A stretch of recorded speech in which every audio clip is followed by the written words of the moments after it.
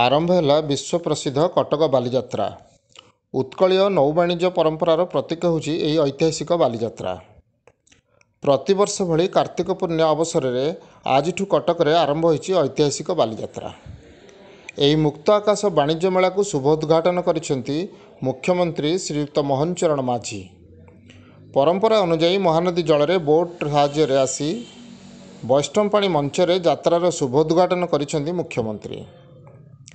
एसह 14 देशर राष्ट्रदूतों समेत विधायक, सांसद, मुख्य शासन सचिव प्रमुख भव्य उद्घाटन में होते सामिल।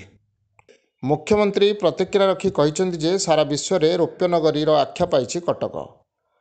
प्राणय होची महानदी और काठजोड़ी, जहाँ बिना कटकर परिकल्पना हेब नाही। ऐतिहासिक बालीजात्रा केउ कालरू हो आसुची। मु अनेक बार बालीजात्रा आसीची, किंतु मुख्यमंत्री होगा पर प्रथम थर पर अतिथि हिसाब से आसी गर्वित। उत्सवर शुभ अवसर आज मु अतिथि हिसाब से जोगदेवा मो भी गोटे सौभाग्य थिला। ये ऐतिहासिक बालीजात्रा निश्चित भाव स्मृति की रहिबो।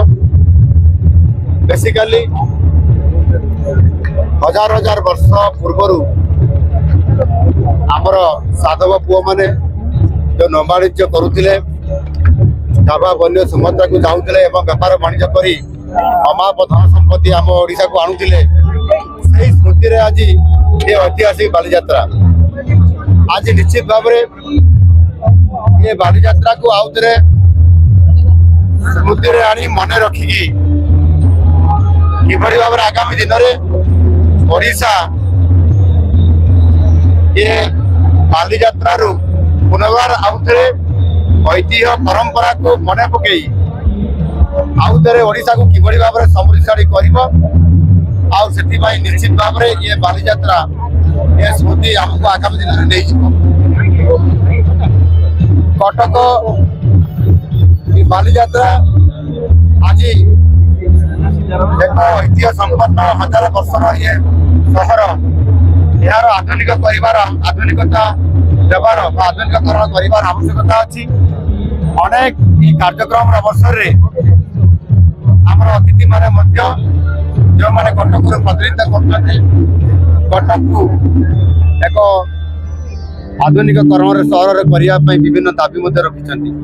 गोटे कथा कहबी ये महानदी काठजोड़ी को लेकर से भाव आज कटक सहर आज गढ़ी उठी।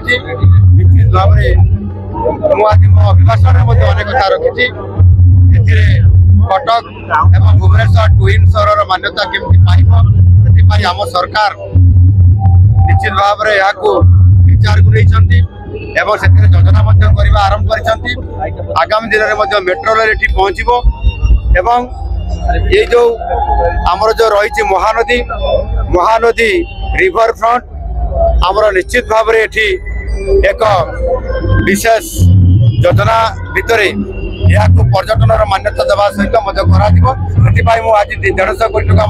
भरत महाराणा का रिपोर्ट, नागराज न्यूज।